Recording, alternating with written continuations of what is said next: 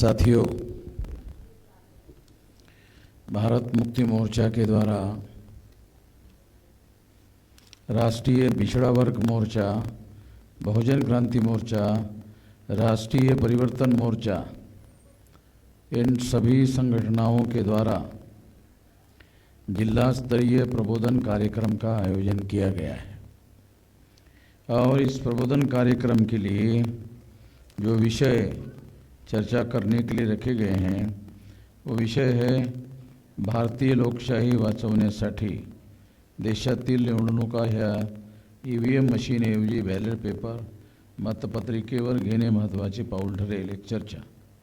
2. OBC जाती समूहाची जाती आधारित जनगणना न करणे हे ओबीसी समूहासोबत शासक जातीची धोकाधडी नाही काय?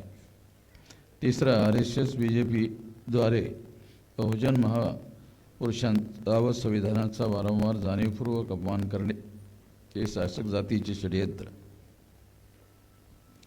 तसेच परभणीतील भारतीय संविधानाच्या प्रतिकृतीची विटंबना, निरपराध लोकांना अमानुष मारहाण करून गुन्ह्यात अडकवणे आणि शहीद सोमनाथ सूर्यवंशी यांची निर्गुण हत्या व शहीद लोकनेते विजय वाकोडे बाबा यांचा संशयास्पद मृत्यू, एक चिंतन।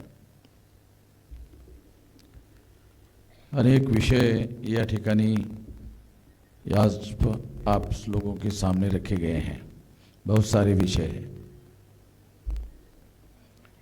साथियों,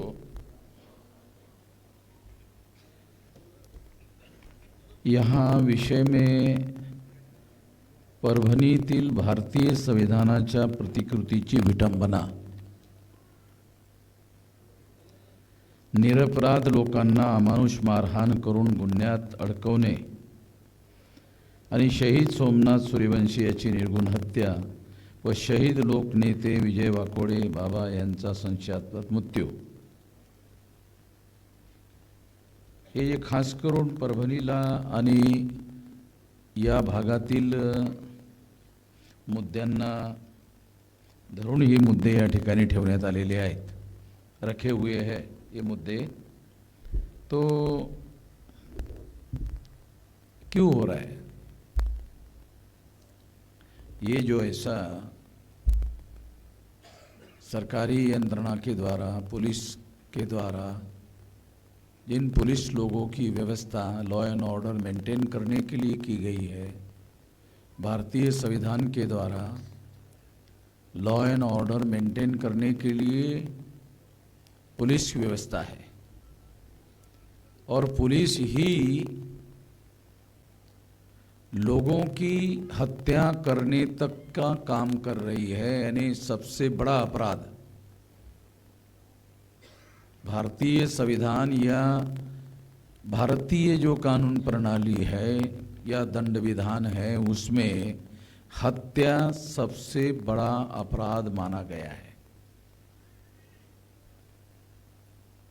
और ये अपराध केवल परभणी में नहीं हो रहा है, तो सारे महाराष्ट्र में, सारे देश भर में इस तरह की घटनाएं हो रही है। क्यों हो रही है? मैं आप लोगों के सामने ये सवाल इसलिए उठा रहा हूं क्योंकि मैं आपको वो बात समझाना चाहता हूं कि ये क्यों हो रही है। EVM मशीन के द्वारा अगर सरकार चुनकर आने लगे और सरकार बनाने वाले लोगों को ऐसा लगे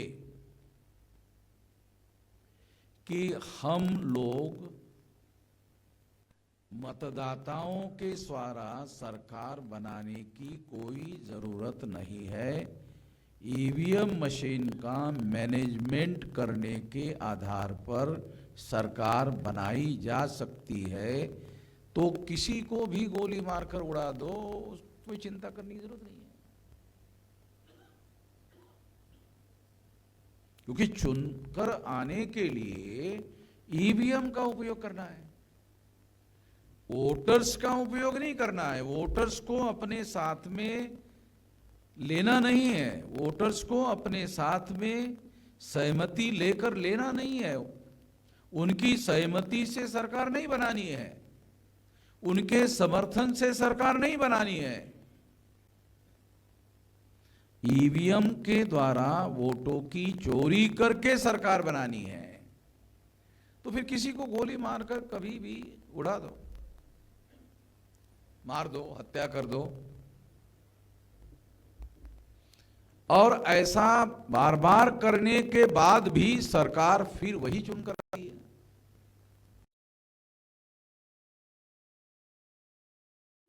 जो बात मैं बता रहा हूं ये बात समझ में आ रही है? तुम्हाला येऊन राहिली वाटते थोड़ी बहुत। इसका जो संबंध है वो ईवीएम के साथ है,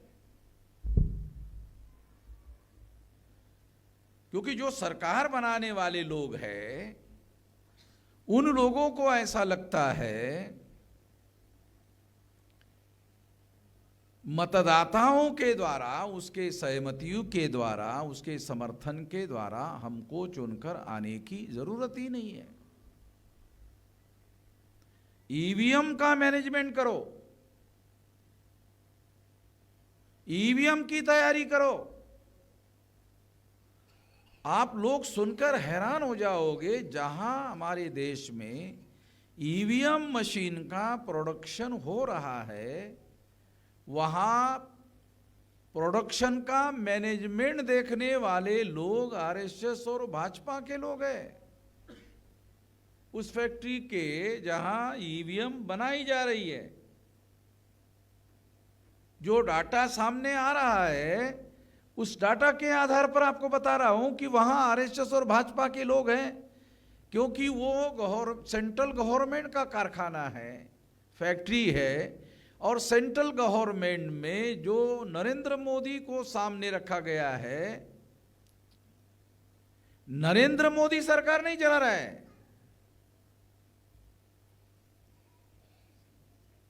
नरेंद्र मोदी सरकार नहीं चला रहा है। आप सोचते होंगे अरे क्या बात कर रहे हो भाई, नरेंद्र मोदी ओबीसी है। मैं आपको थोड़ा सा सबूत के साथ बताना चाहता हूं, मैं कोई बात बगैर सबूत के बात करने का आदी नहीं हूं। नरेंद्र मोदी ओबीसी है और ओबीसी की सबसे बड़ी जरूरत जाति आधारित गिनती की है, और ओबीसी का ही आदमी प्रधानमंत्री है, और ओबीसी की ही जाति आधारित गिनती करना जरूरी है, सबसे ज्यादा जरूरी है।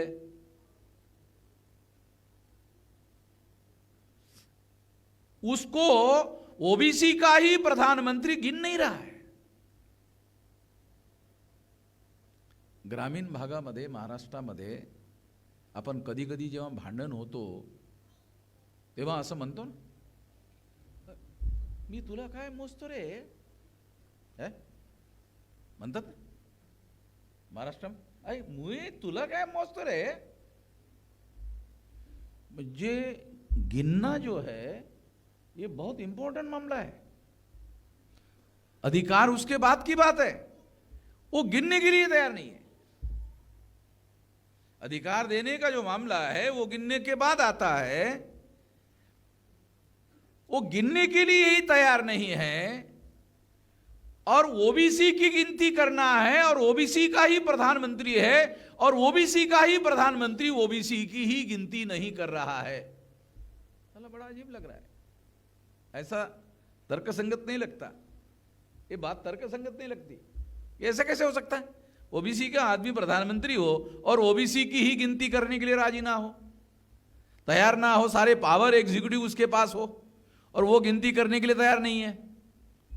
ये एग्जाम्पल इस बात को सिद्ध करता है कि नरेंद्र मोदी को दिखाने के लिए सामने रखा गया है, वास्तविक आरएसएस के लोग देश को चला रहे हैं।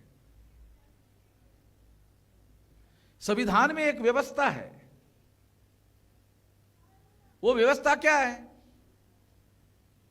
एक प्रधानमंत्री होता है और उसके मंत्रिमंडल में और तमाम कैबिनेट मिनिस्टर्स होते हैं, और उनको संविधान के अनुसार काम करने का अधिकार बहाल किया जाता है, और वो जो काम करते हैं उसके बारे में सवाल पूछने का अधिकार विरोधी पार्टी के लोगों को होता है। संसद में उनको सवाल पूछे जाते हैं ऑन रिकॉर्ड, मिनिस्टरों को जवाब देना पड़ता है। इसको कहते हैं जवाबदेही का सिद्धांत। जो ताकतवर होते हैं दुनिया में वो किसी सवाल का जवाब नहीं देते। ये लोकतंत्र बनाने वाले लोगों ने इस सिद्धांत को माना हुआ है कि जो ताकतवर होते हैं वो अन्याय करते हैं, अत्याचार करते हैं, अधिकारों का हनन करते हैं और उनको पूछने वाला भी कोई नहीं है। इसलिए पूछने वाली व्यवस्था होनी चाहिए और जवाब देने वाली व्यवस्था होनी चाहिए। तो लोकतंत्र में अगर मिनिस्टर है, उसके पास पावर है, तो अपोजिशन पार्टी के पास उनको सवाल पूछने का अधिकार है, उसको जवाब देना बंधनकारक है, कॉन्स्टिट्यूशनली बंधनकारक है, संविधान के रूप में उसको बंधनकारक है, जवाब देना अनिवार्य है, जवाब देना पड़ता है। आरएसएस के लोग सरकार चला रहे हैं, किसी सवाल का जवाब नहीं दे रहे। समझ में आ रहा है? सरकार आरएसएस के लोग चला रहे हैं, जवाब नरेंद्र मोदी को पूछा जा रहा है, सवाल नरेंद्र मोदी को पूछ रहे हैं। सरकार आरएसएस के लोग चला रहे हैं और कोई भी आरएसएस को सवाल नहीं पूछ रहा है और आरएसएस किसी सवाल का जवाब नहीं दे रहा है।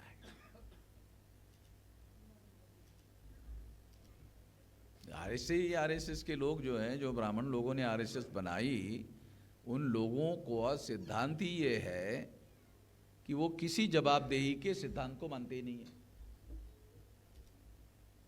अकाउंटेबिलिटी, प्रिंसिपल ऑफ अकाउंटेबिलिटी जो है, वो इस सिद्धांत को ही नहीं मानते। इस बात को ध्यान में रखते हुए लोकतंत्र की जो व्यवस्था बनाई गई है उसमें जवाब देना अनिवार्य है और आरएसएस के लोग सरकार चला रहे हैं मगर किसी प्रकार का जवाब जो है वो दे नहीं रहे।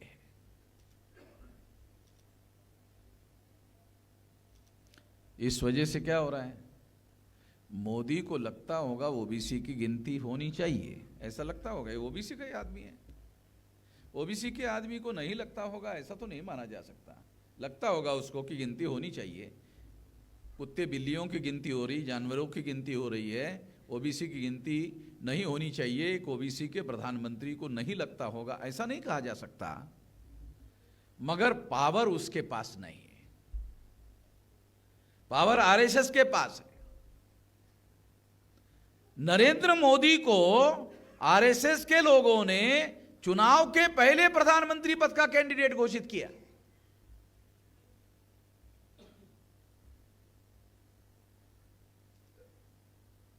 इसके पीछे क्या मकसद था? वो तो ब्राह्मण को भी बना सकते थे ना। जब इतनी गारंटी है कि ईवीएम के द्वारा 2004 और 2009 में 10 साल तक कांग्रेस के लोगों ने ईवीएम मशीन में घोटाला करके सरकार बनाई, तो 10 साल बीजेपी के लोगों को ईवीएम में घोटाला करके सरकार बनानी है। जब कांग्रेस के लोगों ने 10 साल ईवीएम में घोटाला करके सरकार बनाई तो बीजेपी के लोगों ने कोई इशू तो बनाया नहीं। इतना बड़ा इशू, नेशनल इशू, कोई इशू तो बनाया नहीं। क्यों नहीं बनाया? तो आरएसएस के बीच में और बीजेपी के बीच में और कांग्रेस के बीच में समझौता हो गया कि 10 साल ईवीएम के द्वारा घोटाला करके आप अपनी सरकार बनाओ मगर चुप रहो। हम 10 साल बनाएंगे, आप चुप रहो। तुम 10 साल की सरकार बनाओ, हम चुप रहते हैं।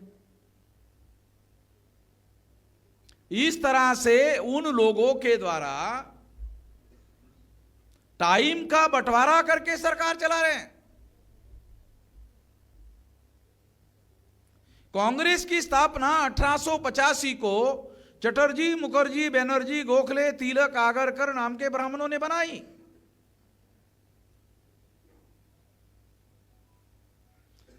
एससी, एसटी, ओबीसी के, माइनॉरिटी के लोग कांग्रेस की सबसे ज्यादा झाड़ू मारने वाले लोग हैं, सेवा करने वाले लोग हैं, सबसे ज्यादा वोट देने वाले लोग हैं। मगर ब्राह्मणों ने कांग्रेस बनाई। चटर्जी, मुखर्जी, बनर्जी, गोखले, तिलक, आगरकर ने 1885 को कांग्रेस बनाई। कांग्रेस बनाने में एससी, एसटी, ओबीसी और माइनॉरिटी चारों लोग नहीं थे, केवल ब्राह्मण थे। 1885 को केवल ब्राह्मणों ने कांग्रेस बनाई।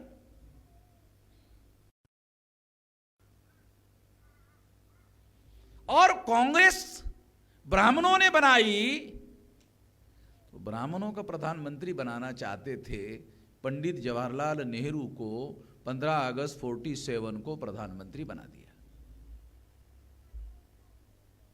रिकॉर्डेड बातें, जो थ्योरी, जो सिद्धांत बता रहा हूं उसका व्यवहारिक सबूत भी आपके सामने बता रहा हूं।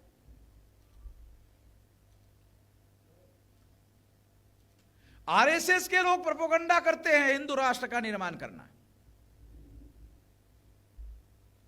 ब्राह्मणों ने ही इस देश में ऐसा प्रचार किया, हिंदू मुसलमानों की देवी गाली है। दयानंद सरस्वती का कहना है, मैं अपनी बात नहीं कह रहा हूं, या किसी गैर ब्राह्मण ने भी नहीं कहा। दयानंद सरस्वती ब्राह्मणों का राष्ट्रीय स्तर का आरएसएस की स्थापना नहीं हुई थी, उस समय का नेता है। आरएसएस की तो उसी 1925 को स्थापना हुई। वो 1850 के बाद वाले लोग हैं, दयानंद सरस्वती वगैरह। उन्होंने ये कहा कि हिंदू मुसलमानों की देवी गाली है, कहने वाला ब्राह्मण है। और दूसरे ब्राह्मण कह रहे हैं हिंदू राष्ट्र का निर्माण करना है। समझना तो पड़ेगा ना, ये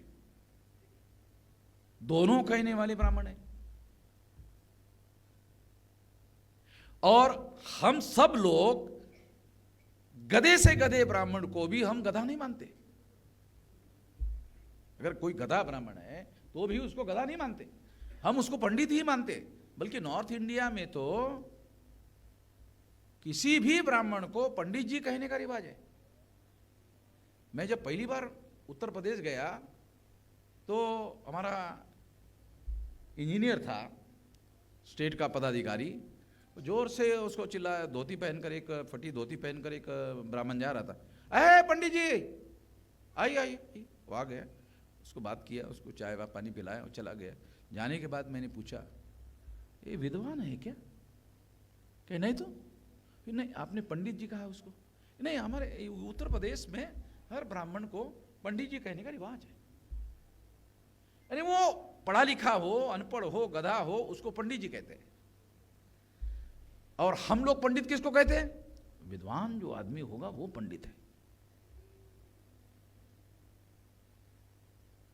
तो इस तरह से ब्राह्मणों का जो सोशल स्टेटस है, ब्राह्मणों का जो समाज रचना में स्थान है, वो सबसे ऊपर होने की वजह से सभी ब्राह्मणों समेत सभी लोगों को 26 जनवरी 1950 को संविधान लागू होने के बाद बराबरी का अधिकार मिला। अगर एग्जाम्पल के लिए बताया जाए, अगर ब्राह्मण 21 साल का है और अछूत 21 साल का है और जंगल में रहने वाला आदिवासी 21 साल का है और ओबीसी जो वर्ण व्यवस्था में ब्राह्मणों के अनुसार क्षुद्र है, अगर वो 21 साल का है, तो भारत के संविधान के अनुसार हर 21 साल के व्यक्ति को वोट का समान अधिकार बहाल हुआ। अगर वो पुरुष है तो बहाल हुआ, अगर वो महिला है तो भी बहाल हुआ। अमेरिका में, यूरोप में महिलाओं को वोट का ही अधिकार नहीं था। आप लोगों को सुनकर भी बड़ा आश्चर्य लगेगा, अरे ये क्या बात कर रहे हो? अमेरिका में महिलाओं को वोट का अधिकार नहीं, अमेरिका में महिलाओं को वोट का अधिकार नहीं था, यूरोप में महिलाओं को वोट का अधिकार नहीं था। वहां केवल पढ़े लिखे लोगों को, टैक्स पेयर को, जो टैक्स पे करता है केवल उसी को, वो पढ़ा लिखा होना चाहिए और टैक्स पेयर होना चाहिए। वहां मगर 26 जनवरी 1950 को जब संविधान लागू हुआ तो बाबा साहब आम्बेडकर ने सभी लोगों को irrespective of caste, creed, religion, place of birth का क्या मतलब है? ये हम लोग, बाबा साहब आम्बेडकर ने संविधान लिखा, संविधान लिखा, संविधान लिखा, संविधान लिखा, हम लोग बोलते रहते। मैंने कुछ लोग देखा क्या, तो मेरे तरफ देखने लगे, अरे क्या बोल रहा है आदमी। जो लोग संविधान संविधान की बातें करते रहते हैं, मैंने उनको पूछा देखा क्या? मैंने पूछा नहीं पढ़ा क्या, मैंने उनको नहीं पूछा पढ़ा क्या, नहीं पूछा देखा क्या। शायद ये लोगों ने मेरा सुना है इसलिए संविधान की कॉपी है शायद, चलो यार कम से कम देख तो लो। पता नहीं वो कौन सी भाषा में है, अंग्रेजी में है क्या? ठीक, म्हणजे तुम्ही समझदार माणसं आहात। बाबासाहेब आंबेडकरांनी ते अंग्रेजी में लिखा हुआ है, तो आप लोगों ने उसको ट्रांसलेटेड मराठी की कॉपी हमारे लोगों को दी, तो उनको जितने लोगों को भी आपने दी उन लोगों को एक लिखित लेटर जो है कि आपने स्वीकार किया कॉपी, बहुत बहुत आभार है।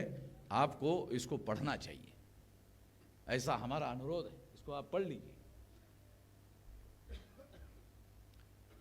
2-4 पन्ने पढ़ने के बाद भी उसमें पढ़ने का इंटरेस्ट नहीं है।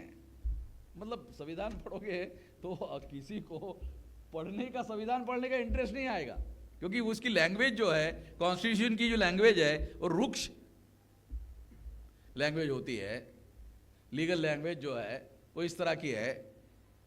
नहीं तो कथा कहानियां, आदमी क्या करता है जब कथा कहानियां लेता है, पढ़ता है, तो पूरी करने के बाद ही उठता है, उसमें इंटरेस्ट होता है। तो कॉन्स्टिट्यूशन की कॉपी जो है उसमें कथा कहानी नहीं है।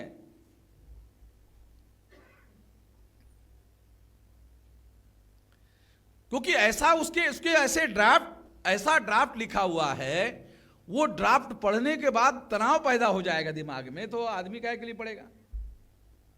उसको समझ में ही नहीं आएगा कि ऐसा ड्राफ्ट क्यों लिखा गया है।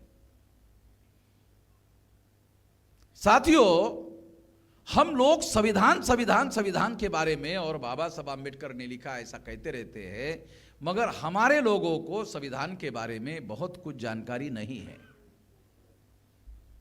मैं ऐसा मानता हूं, बहुत ज्यादा जानकारी को छोड़ो,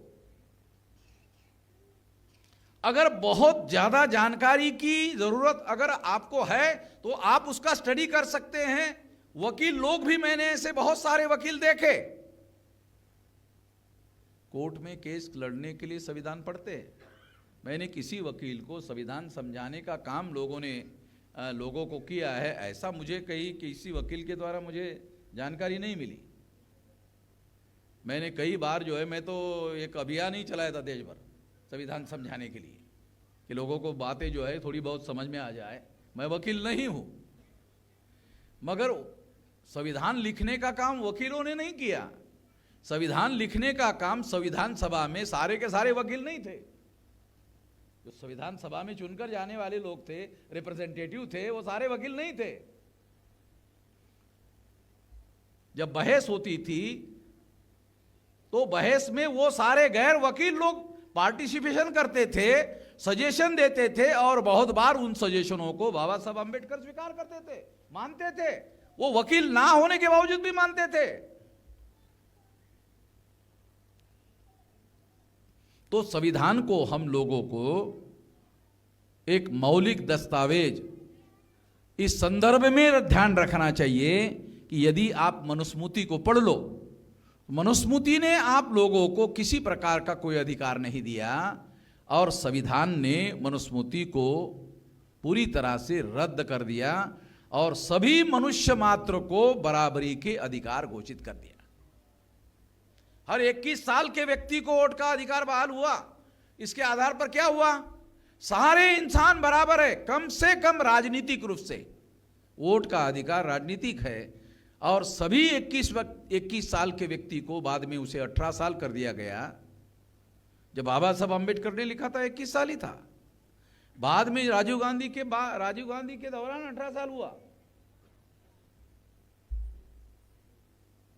तो जो संवैधानिक अधिकार हैं हमारे लोगों के, उसके बारे में कम से कम हम लोग अपने लोगों को तैयार करें और उसे अमल में लाने की कोशिश करें। अमल में कैसे आएगा?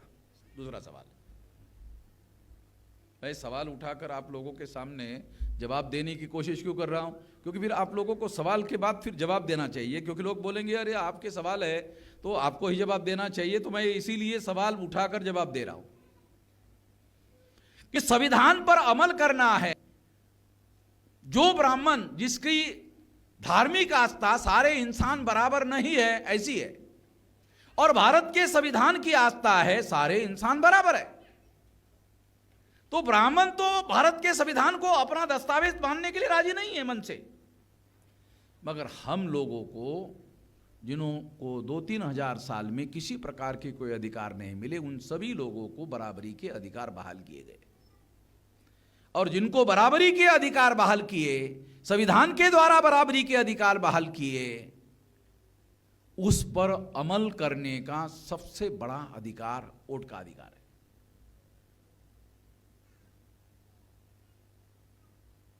उसमें अगर संविधान पर अमल करना है तो अमल करने के लिए सबसे बड़ा अधिकार वोट का अधिकार है। 1848 से लेकर 1956 तक 108 साल का संघर्ष महात्मा ज्योतिराव फुले से शुरू हुआ।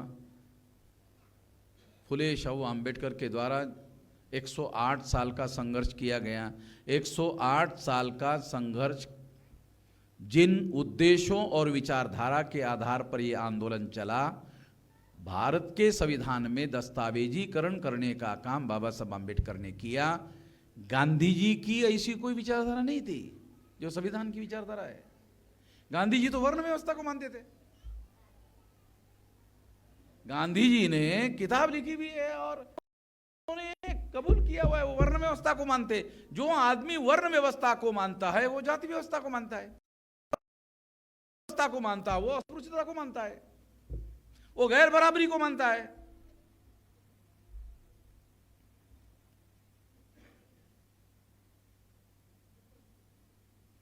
गांधी जी के विचार को भारत के संविधान ने नहीं माना।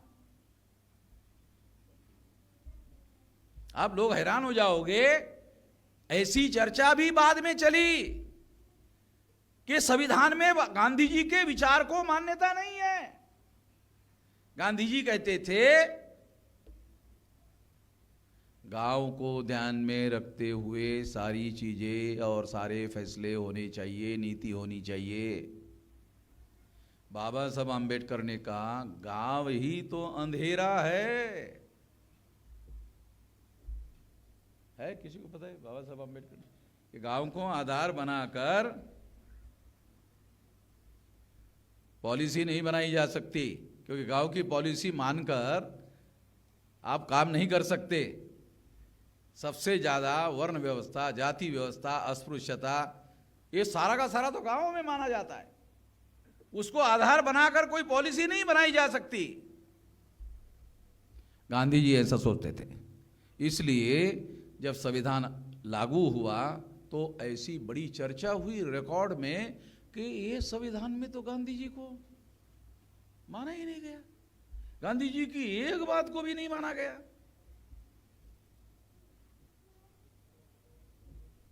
गांधी जी को चाहने वाले कांग्रेस के तमाम लोगों ने ऐसा कहा हुआ है।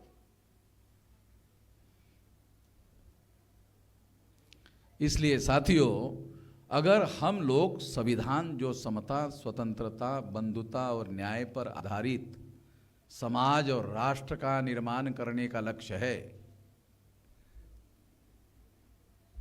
ये प्रीएम्बल ऑफ द कॉन्स्टिट्यूशन में ये लिखा हुआ।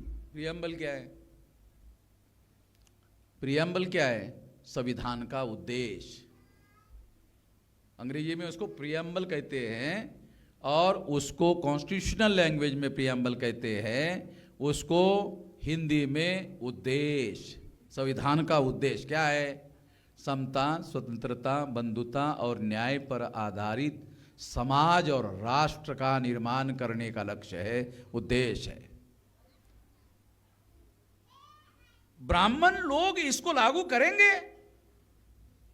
उनकी आस्था, उनकी श्रद्धा वर्ण व्यवस्था में है, वो ऐसा कर नहीं सकते। जो लोग जिन लोगों के हक में है, फायदे में है, उनके लिए है, जो वर्ण व्यवस्था और जाति व्यवस्था के और अस्पृश्यता के शिकार लोग हैं, वो लोगों को संविधान पर अमल करना चाहिए। कैसे होगा अमल? क्या संगठित शक्ति के बगैर हम अमल कर सकते हैं? संगठित शक्ति के बगैर संविधान पर हम लोग अमल नहीं करवा सकते। तो हमें सबसे पहले प्राथमिकता में संगठित शक्ति निर्माण करने पर ज्यादा जोर लगाना चाहिए। मेरी उम्र 19 साल की थी, नौकरी लग गई 18 साल में लगती थी भारत में। अमेरिका में, यूरोप में 16 साल में लगती है, भारत में 18 साल में लगती है। तो 18 साल में 19वें साल में मुझे नौकरी लगी, सेंट्रल गवर्नमेंट में जॉब में मैं चला गया। और वहाँ जाने के बाद में, वहाँ जब गया तो जाने के बाद वहाँ जो सेक्शन सुपरवाइज़र था, उसने एक सीनियर कर्मचारी को कहा, वो भी शेड्यूल कास्ट का था, कि इनको ट्रेनिंग दे दो। वो मुझे 6 बजे तक डिपार्टमेंट का ट्रेनिंग देता था और 6 बजे के बाद वो मुझे बामसेप में लेके जाता था। मेरा 2-2 ट्रेनिंग होता था, एक सेंट्रल गवर्नमेंट का और एक बामसेप का। पहले ही दिन वो मुझे बामसेप में लेके गया। और बामसेप के मीटिंग में जाने के बाद मैंने बामसेप के मीटिंग में उन लोगों की बातों को सुना। सुनने के बाद मुझे लगा ये अच्छी बात है, ये काम करना चाहिए। तो मैंने इतना ज्यादा करना शुरू कर दिया कि जो व्यक्ति मुझे लेके गया था उसी को मार्गदर्शन करने लगा।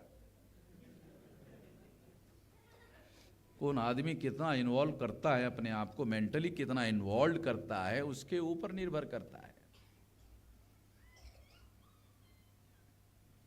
तो इस तरह से मुझे 2-3 साल में ही ऐसे लगा कि ये काम जो आदमी मुझे लेके गया था, ये काम नौकरी में रह के वे नहीं कर सकते। मैंने नौकरी छोड़ दिया। ये ऐसा काम है जिसमें 2400 घंटे का समय लगाया जाना चाहिए। तो मैंने अपनी नौकरी छोड़ दिया। सेंट्रल गवर्नमेंट का कंफर्म मेरा जॉब था, वो मैंने छोड़ दिया। और ये सारा अनसिक्योर था, वो काम मैंने छोड़ दिया। जो सिक्योर नौकरी थी, वो अनसिक्योर काम के लिए मैंने ये नौकरी छोड़ दी और जिंदगी को दांव पर लगा दिया और उस काम को मैंने करना शुरू कर दिया। लंबा समय लगाकर, बहुत लंबा समय लगाकर, अभी मेरी उम्र जो है 68 रनिंग चल रही है, बहुत लंबा समय लगाकर संगठन बनाने पर मैंने सबसे ज्यादा ध्यान केंद्रित किया। और आज 32 राज्यों के 625 जिलों में संगठन है। केवल बांग्लादेश के बॉर्डर पर नहीं है, ब्रह्मदेश के बॉर्डर पर और बांग्लादेश के बॉर्डर पर जो 4 स्टेट है, वो 4 स्टेट अगर छोड़ दिए जाए तो बाकी सारे देश भर में 36 में से 32 राज्यों में संगठन फैला दिया। तमाम ऐसी जगह पर जहां मैं लैंग्वेज नहीं जानता, उनकी लैंग्वेज नहीं जानता, और तमाम तरीके का उपयोग करते हुए इतना बड़ा संगठन खड़ा किया। अभी मैं वही बात आपको समझा रहा हूं कि ये जो समता, स्वतंत्रता, बंधुता और न्याय पर आधारित समाज और राष्ट्र का निर्माण करना है, ये वो लोग नहीं कर सकते जिनकी आस्था नहीं है, विश्वास नहीं है। ब्राह्मणों की आस्था नहीं है, विश्वास नहीं है, वो इस पर अमल नहीं कर सकते। हम लोगों की जिम्मेदारी है। और आप लोग एक बात कहते रहते हैं, ज्यादातर जगह मैं यही सुनता हूं, अंबेडकरी समाज, अंबेडकरी समाज, अंबेडकरी समाज। किती संख्या आहे आंबेडकरी समाजाची? जर आपण प्रॉपर अभ्यास केला तर आंबेडकरी समाज म्हणजे बाबासाहेब आंबेडकरांच्या जातीचे लोक. खरं प्रामाणिक बोललं पाहिजे. हे बोलायला थोडं ऐकणाऱ्याला बरं वाटत नाही आणि सांगणाऱ्याला मलाही बरं वाटत नाही, परंतु हे खरं गोष्ट आहे. आपण बोलताना आंबेडकरी समाज म्हणत राहतो, बोलताना लिहिताना असं म्हणत राहतो, तेव्हा आपल्याला हे पण समजत नाही कोणता शब्द प्रयोग केला पाहिजे. तुम्ही संबोधित किती लोकांना करता, कितने लोगों को संबोधित करते हो, उसके पास तुम्हारा मैसेज जाता है। अगर तुम अंबेडकरी समाज शब्द प्रयोग करोगे तो वो 8-8.5% लोगों को संबोधित कर रहे हो, वो भी महाराष्ट्र में। ऑल इंडिया में 8% नहीं है।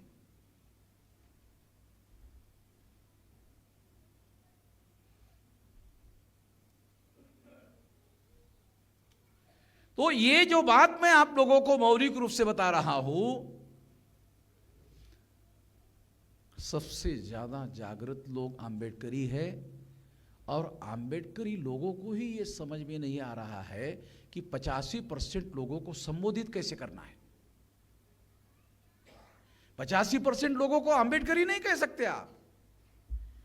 अगर आपने 85% लोगों को आम्बेडकरी कहा, उनको रिसीव्ड नहीं होगा मैसेज, तो मैसेज रिसीव नहीं होगा, तो आपको ये भी प्राइमरी समझ भी नहीं है,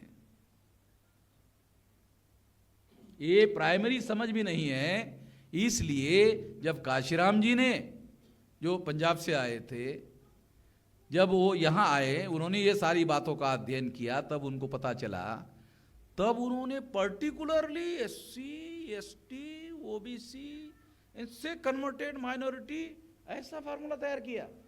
और इन लोगों को संबोधित करने वाली आइडियोलॉजी फुले शाहू अंबेडकर,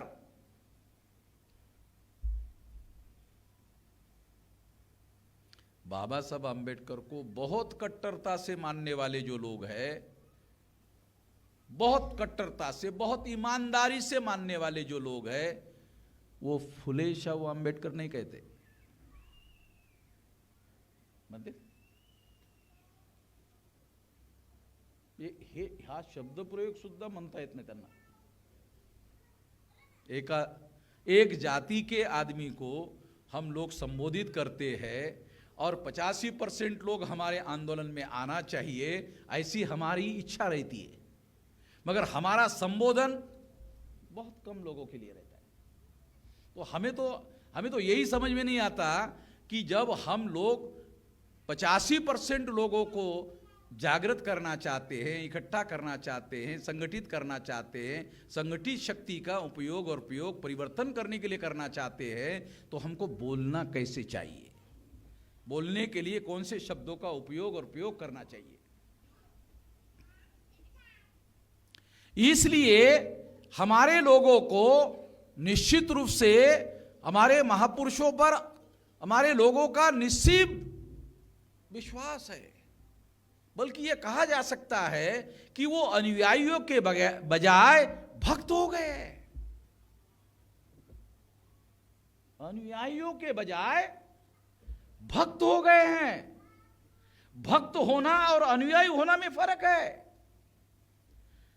भक्त होने के बाद क्या किया जाता है?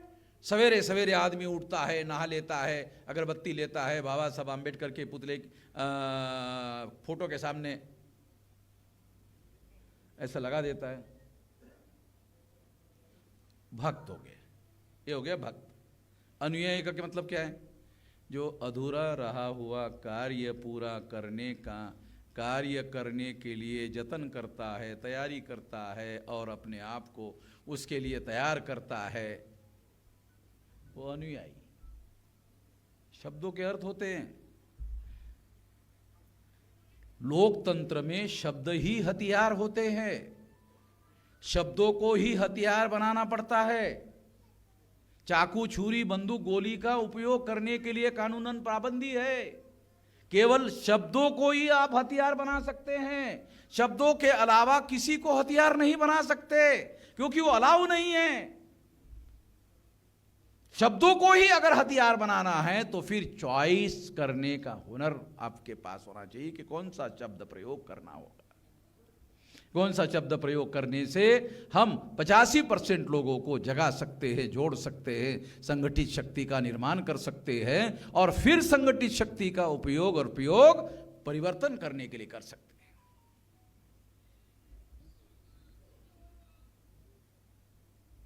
ये सोचना निश्चित रूप से विचारशील लोगों का काम है, सभी लोगों का काम नहीं है। आम आदमी ने ऐसा करना चाहिए, ऐसा सोचना गलत बात है। जो जिम्मेदार अपने को मानते हैं उन लोगों की जिम्मेदारी है। आम आदमी इसके लिए जिम्मेदार है ऐसा नहीं माना जा सकता। आम आदमी गलती कर रहा है ऐसा नहीं कहा जा सकता। उसका तो निश्चित यकीन है महापुरुषों पर, वो गलती कर रहे हैं ऐसा नहीं माना जा सकता। निश्चित रूप से उनसे गलतियां हो रही है, मगर वो गलतियां कॉन्शियसली कर रहे हैं ऐसा कोई भी आरोप आम आदमी पर नहीं कर सकता। प्लान बनाकर आम आदमी गलतियां कर रहा है ऐसा आरोप नहीं लगाया जा सकता। सूझबूझ रखने वाले पढ़े लिखे हाईली एजुकेटेड लोगों की जिम्मेदारी है। वो किसी चीज को बोलने के पहले विचार कर सकते हैं कि इसका परिणाम पॉजिटिव होगा कि नेगेटिव होगा। बोलने के पहले जो आदमी समझता है फिर बोलता है, ऐसे समझदार लोगों का काम है। हर एक का काम नहीं है, ऐसे लोगों का काम नहीं है पहले बोल देता है, उसका निगेटिव परिणाम होता है फिर पश्चाताप करता है, ऐसे लोगों का काम नहीं है। तो इसलिए हम लोगों को कॉन्शियसली, जो विचारशील लोग हैं, पढ़े लिखे लोग हैं, उन लोगों को निश्चित रूप से विचार पूर्वक कार्य करना चाहिए, योजनाबद्ध रूप से कार्य करना चाहिए। बड़ा बदलाव चाहते हुए हमारे तमाम लोग बड़ा बदलाव चाहते हैं, मगर वो ये समझ ही नहीं पाते कि बड़ा बदलाव संगठित शक्ति के बगैर नहीं होने वाला, ये भाषणों से होने वाला नहीं है।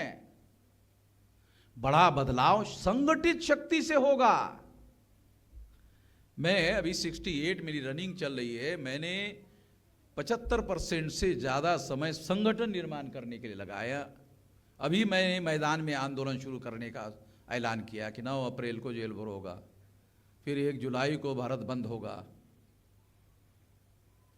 और ये 625 जिलों में होगा।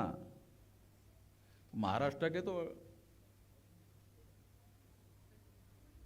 36 मेरे ख्याल से 36 के 48 लोकसभा है और 36 जिले,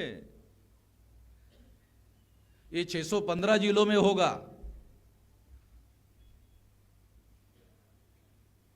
और इसके लिए इतना लंबा समय लगाकर संगठित शक्ति निर्माण करने का कार्य करना पड़ा, तब जाकर के ये हुआ जो बदलाव। आप लोग ये सोचते होंगे कि आरएसएस बनाने वाले 3.5% लोग हैं तो दिल्ली में उनकी सरकार कैसे आ गई। हाँ, निश्चित रूप से ऐसा सोचना चाहिए, निश्चित रूप से ऐसा विचार करना चाहिए कि आरएसएस बनाने वाले 3.5% ब्राह्मण हैं और वोट के आधार पर दिल्ली में उन्होंने अपनी सरकार बनाई और तीसरी बार बनाई। तो इसका मतलब यह है कि बहुसंख्यांक लोगों का उनको समर्थन मिला। वो समर्थन 3.5% ब्राह्मणों ने हासिल करवाया और उसके आधार पर सेंट्रल गवर्नमेंट पर कब्जा किया।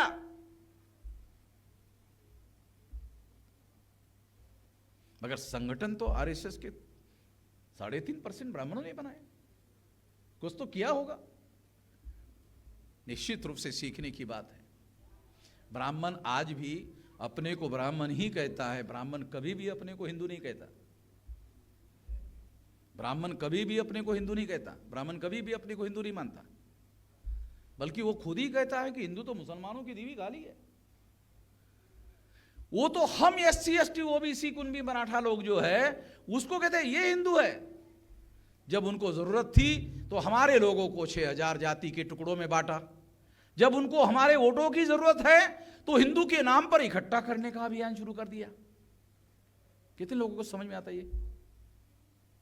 जब उनको जरूरत थी तो 6000 जाति के टुकड़ों में बांटा, और जब उनको जरूरत पड़ी तो हम लोगों को हिंदू के नाम पर इकट्ठा करना शुरू कर दिया। उनको केवल हमारे वोट चाहिए, हिंदू बंधु से उनको कोई लेना देना नहीं है। जो लोग कहते हैं हिंदू हिंदू वगैरह, ये हिंदू क्योंकि धर्मशास्त्र क्या है? वेद, श्रुति, स्मृति, पुराण, रामायण, महाभारत, गीता। इसका मूल धर्म क्या है? वर्ण धर्म। इसका मूल धर्म क्या है? इसका वर्ण धर्म है।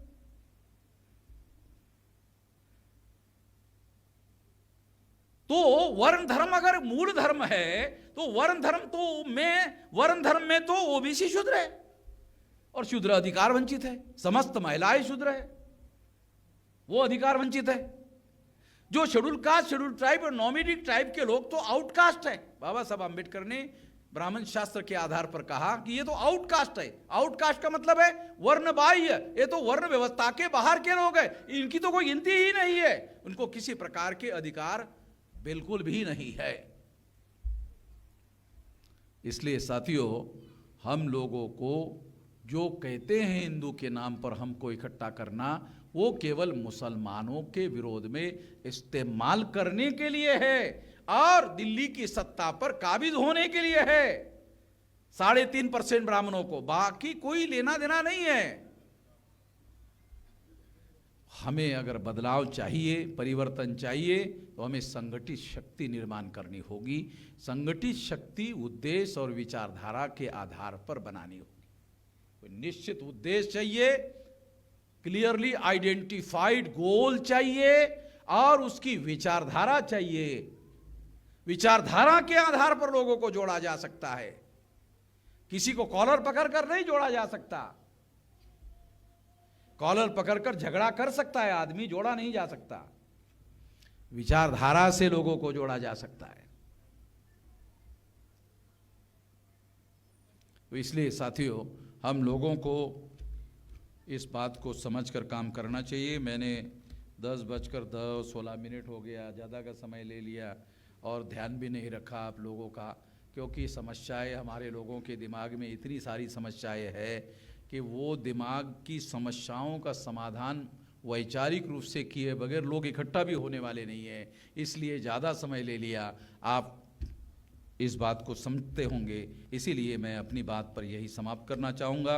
आपने मेरी बात ध्यान से सुनी, इसके लिए आभार, धन्यवाद।